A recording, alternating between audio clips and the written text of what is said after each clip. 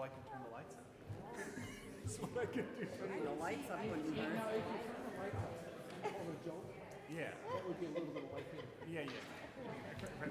But I think I have to tell it about turning the lights up. Yeah, I think you did. Trying to find our space. Jim will be here. So we need to scoot this way.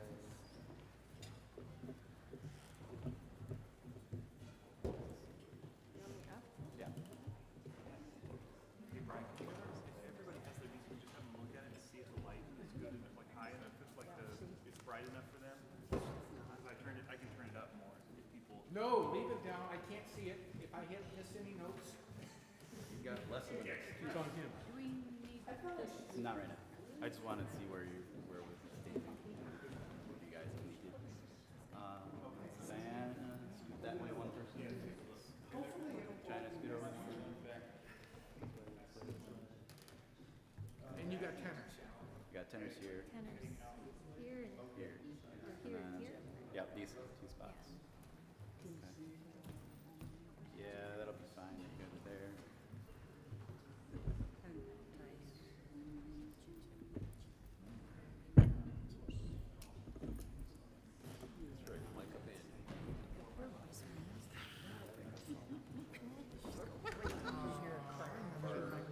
Oh, Teresa's. Oh,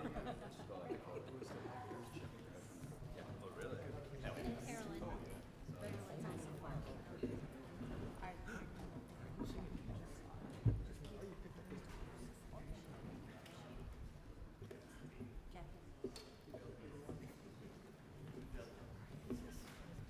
That's gonna have to be over, yeah. Carolyn's gotta come in yet.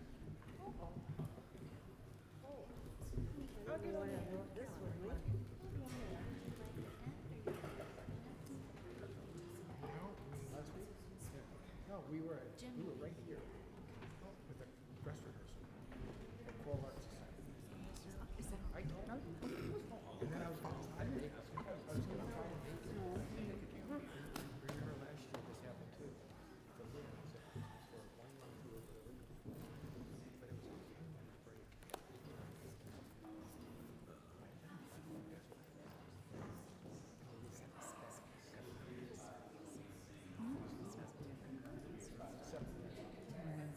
What part of that?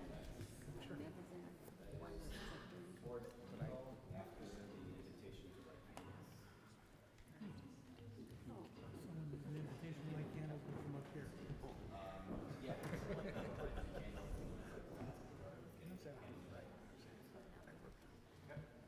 And that's. Are you? Don't you want the basses in front, like to highlight the choir? Good try. You tell me. That sounds like a maybe. So you're saying we've got an in? That's yes. Off we go. Watch for the chords. The wire. Yeah, no, just practice. Okay? No, we're not practicing. I just wanted us to get our elderly so we can get. I was being polite. Please help me out.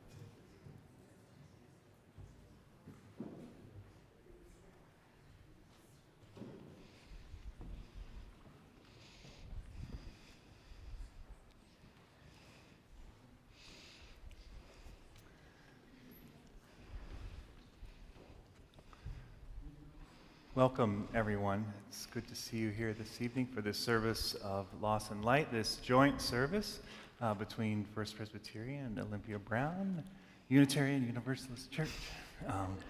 I'd like to get a little rhythm into it. It is wonderful to see both of our congregations together, to see you all here. Looking forward to this evening. Hope it's a meaningful service for you.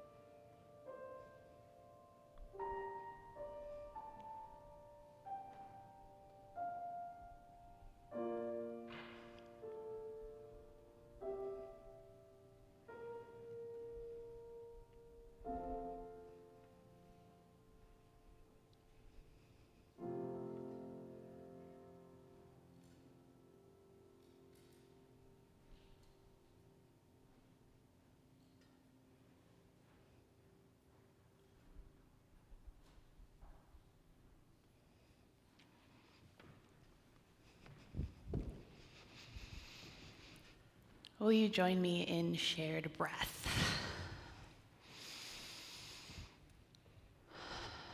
Take a moment to fully arrive. Darren is going to light our chalice.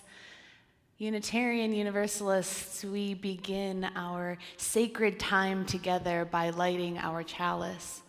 The chalice is the symbol of our Unitarian Universalist faith. It is a vessel filled with light. It is filled with the fire of love, the flames of justice, the embers of compassion. This light always there, ready to guide us home. Our words, the night is here and we are not alone.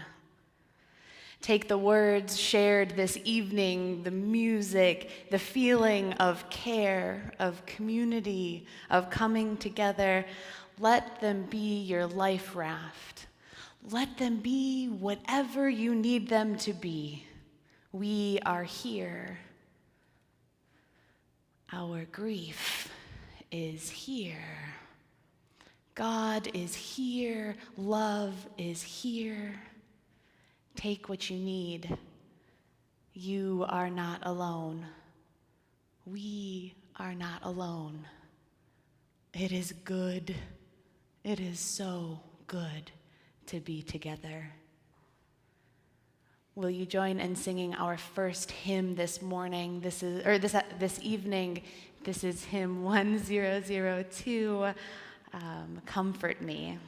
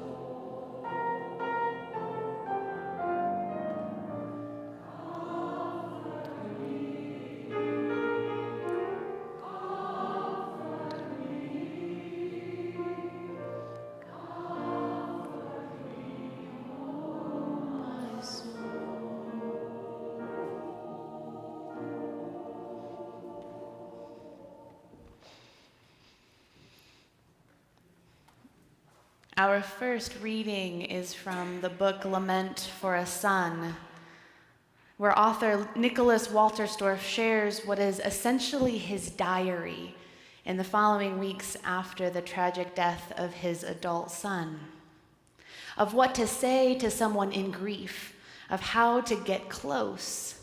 He writes, "What do you say to someone who is suffering? Some people are gifted with words of wisdom. For such, one is profoundly grateful. But not all are gifted in that way. Some blurted out strange, inept things. That's okay, too. Your words don't have to be wise. The heart that speaks is heard more than the words spoken. And if you can't think of anything at all to say, just say, I can't think of anything at all to say, but I want you to know that we are with you in your grief." Or even just embrace. Not even the best of words can take away the pain. What words can do is testify that there is more than pain in our journey on earth to a new day. Of those things that are more, the greatest is love. Express your love. But please don't say it's really not that bad, because it is. Death is painful. He writes, "If you think your task as comforter is to tell me that really, all things considered, it's not so bad, you do not sit with me in my grief, but place yourself off in the distance away from me. Over there, you are of no help. What I need to hear from you is that you recognize how painful it is. I need to hear from you that you are with me in my desperation. To comfort, you have to come close. Come, sit beside me on my mourning bench." So ends the reading. We have gathered here tonight with our mourning benches side by side, with the promise, with the hope of being close, of being together, of holding collectively what too often we are holding on our own, or we feel like we are holding on our own. Come and sit together as we invite grief and sorrow and heartache and relief and love and light, as we invite all of this in to sit with us as long as it needs. And for those who have come close, those who have sat with us, for the times that you have sat with others in that awkward perfection of the moment, right? That moment. And the nothing to say, but I am here for you moments. For you, we share profound gratitude. Throughout our evening together, we will be lighting candles to join the amazing flames that are already dancing around us. We will light candles together. We will have a moment to light our own candles in honor and remembrance for loved ones lost and for the love that remains. And for that, we light our first candle.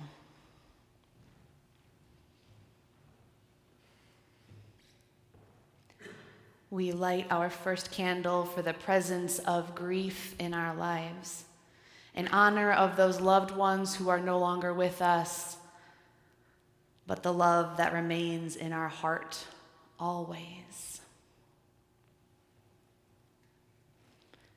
I invite you to join in singing our next hymn, Out of the Deep, and that one is on your order of service.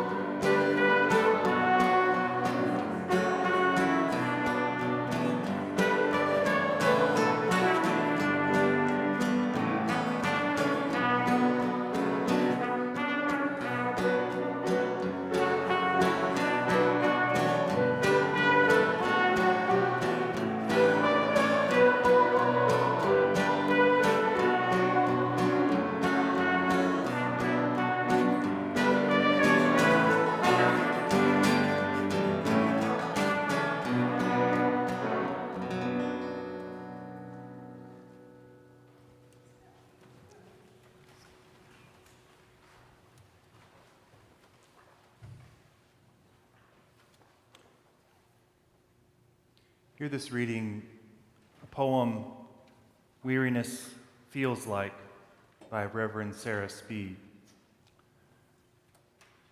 Weariness feels like an ache in your bones, or a slow leak from the heart, a leak that causes hope to pool at your feet.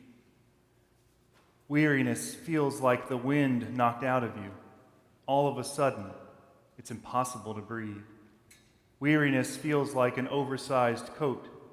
It catches on door handles and knocks over water glasses. You turn into a clumsy mess. Weariness can hit you all at once. When the phone rings, when the bill arrives, when the New York Times sends you an alert. But weariness can also hem and haw its way into your life, bit by bit, chipping away at resolve. And one short poem cannot change this truth, the weary state of our grief-stricken hearts. But one short poem can remind you, the one thing we so often forget, that I can wear your jacket for a while, and we can try to stop the leak in your heart. And if that doesn't work, then we'll stand under the night sky to look at the stars and remember that we do not walk this valley alone.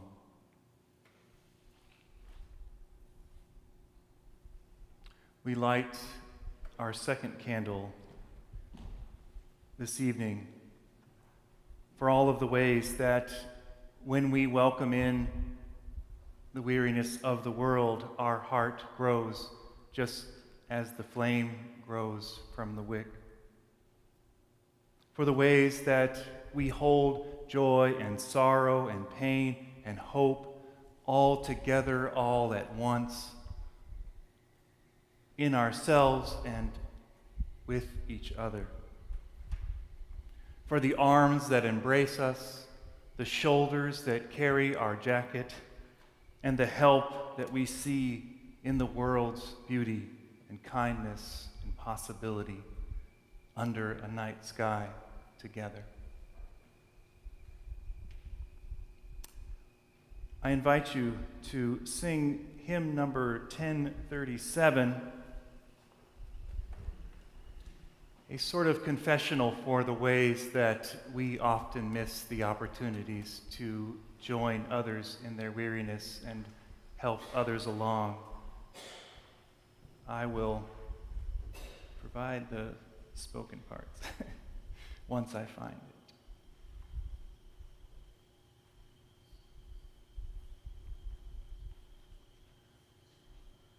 For remaining silent when a single voice would have made a difference.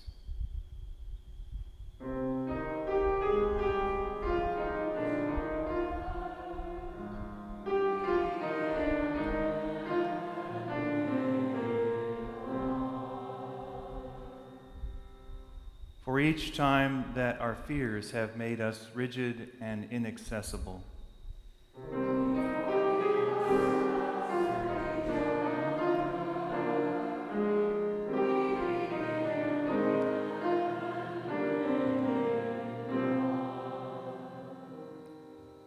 For each time we have struck out in anger without just cause.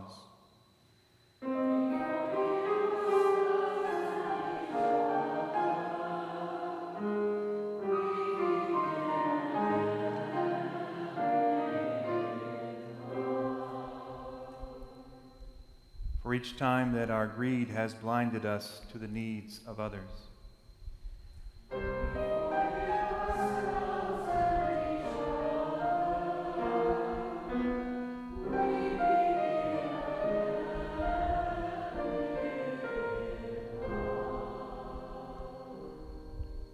For the selfishness that sets us apart and alone.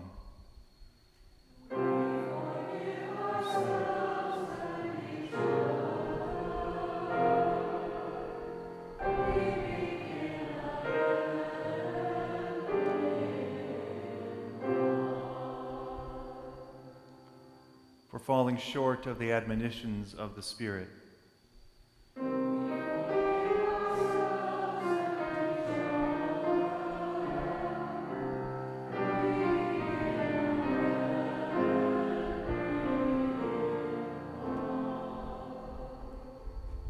for losing sight of our unity.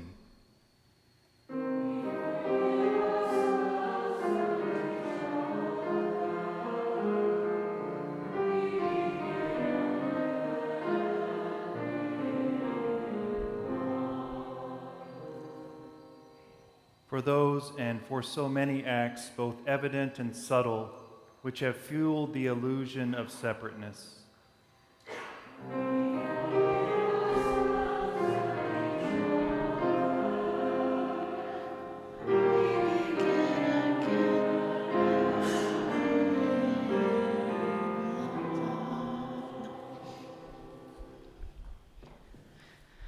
We begin again in love always. This is the love of interconnectedness, that love that connects me to you, each of us to each other in this room this evening. Our next reading, a combination from Carly Yunt and Jess Reynolds. Sometimes words don't work. Sometimes a candle-lit room accompanied by the sound of rain says much more than the great philosopher. Sometimes pain is our greatest teacher. Sometimes those that gave us life try to destroy us. Sometimes time doesn't heal our wounds. Sometimes choosing life is harder than giving in to death. Sometimes our friends become our family. Sometimes healing hurts more than the injury. Sometimes we must let go in order to receive. Sometimes we don't live happily ever after. Sometimes we must create distance to find ourselves. Sometimes we must embrace our fear and sit in our grief. Sometimes tears come without reason. Sometimes it is better to receive than to give. Sometimes it is and, not or. Sometimes there is no explanation. Sometimes stillness is the best medicine. Sometimes breathing is all we can do. Sometimes we are shattered. Sometimes we are held. Sometimes we are held. In just a moment, all will be invited forward to light a candle in honor of loved ones, of grief in this season, in honor of the love that remains or of hope that is to come. As you light the candle, fix your eyes on the center of the flame. Look into the darkness at the heart of the light. Reach for the contemplative dark in your own heart, for the place where stillness sits, and do not shy away. Light the candle. Settle into the knowledge that this light is the same as all other lights burning in all other candles. Look through the flame to the places you have known and the places you have yet to see. Light the candle. Bring into being the flame that bore us all. I invite you forward to light the candle.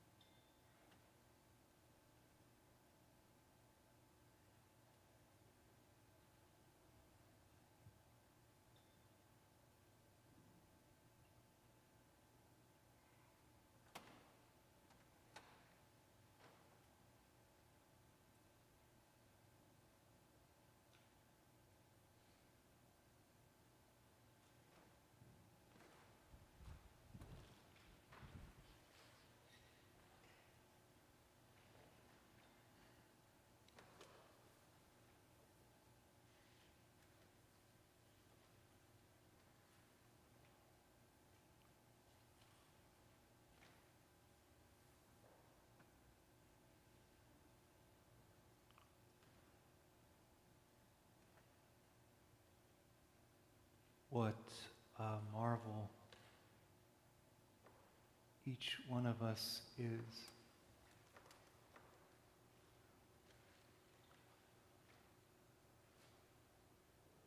What a marvel it is that we get to know and love and enjoy one another. What a miracle it is. All the light and life that we know from birth until we are wherever we are.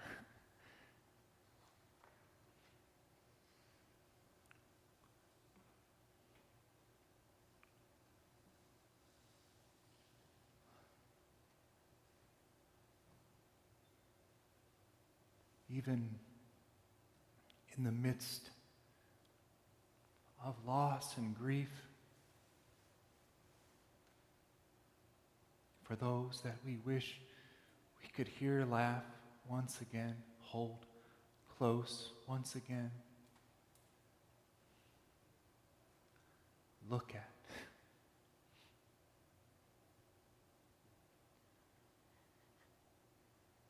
The warmth that fills our heart in the memory is a light that also brings us some strange joy for having known the marvel of each other.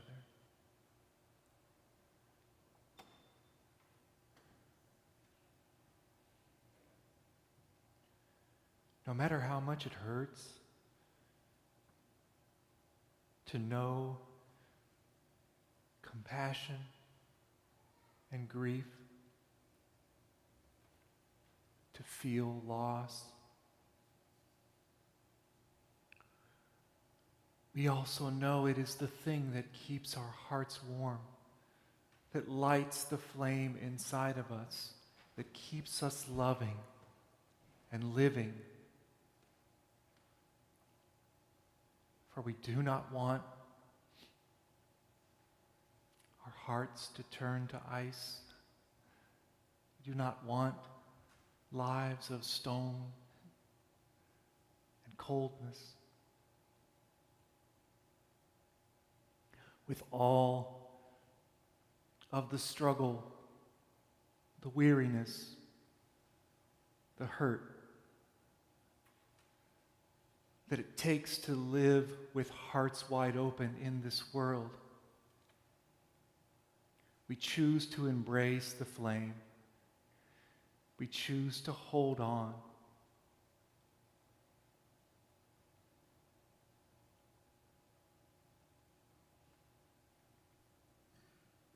Hold on to the marvel of the light in each one of us.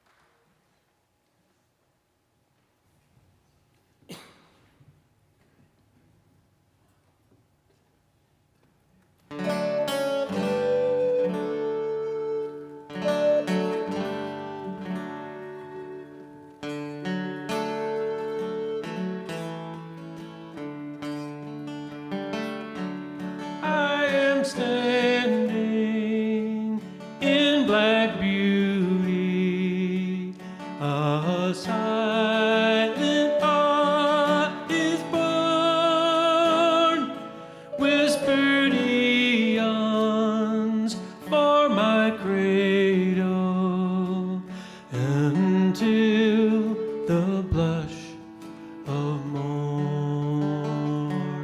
I am standing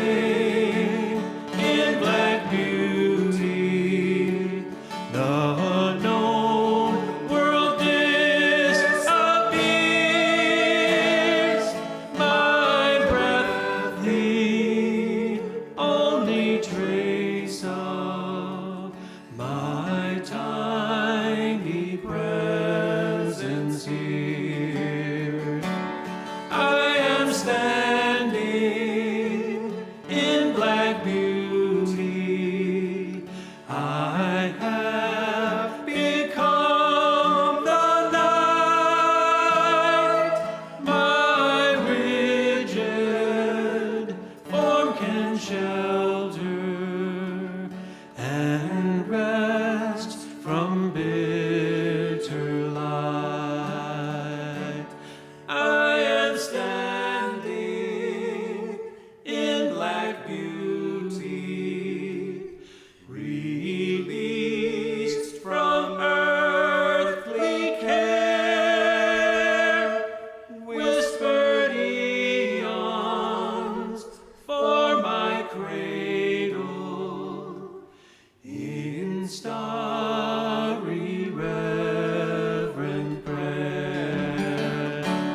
I am standing in black beauty.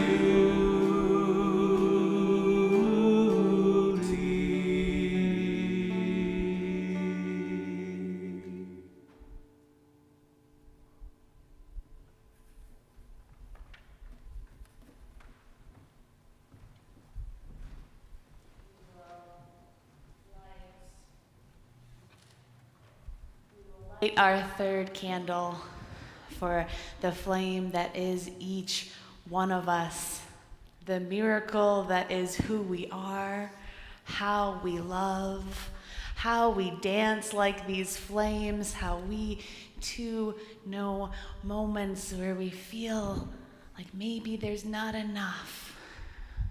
So what do? We get closer and shine brighter.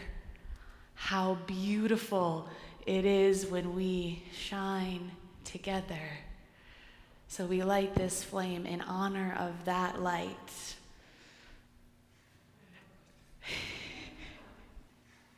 We light that flame for being human and wonderfully made, and these moments that remind us that sometimes, though our plans are great, the candles have lives of their own.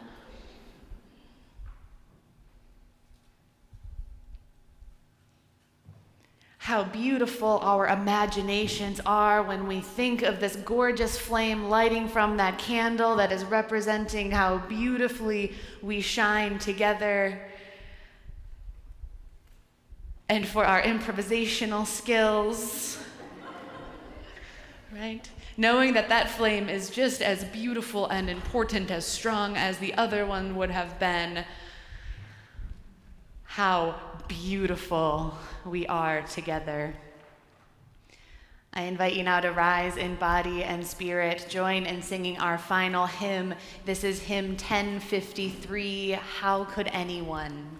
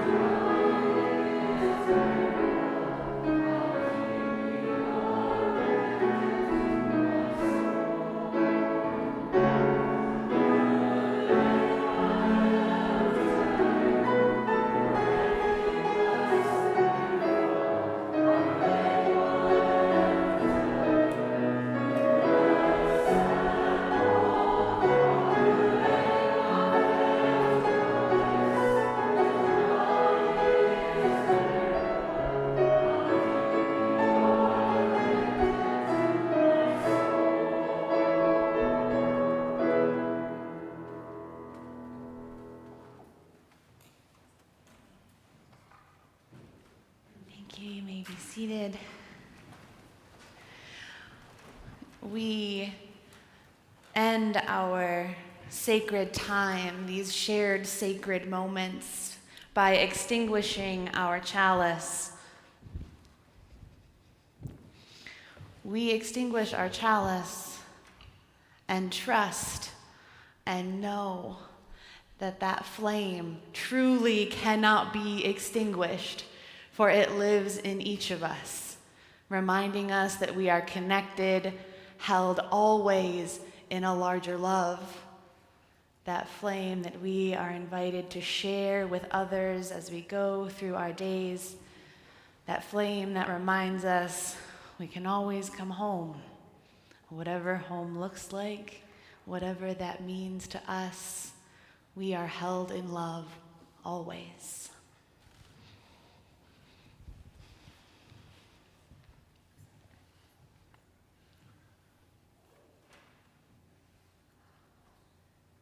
I don't know what benediction to add to what has already been the blessing of this evening. And I hope if you don't feel that way, then I failed at this part. I'm not having a good one. So sorry about that. But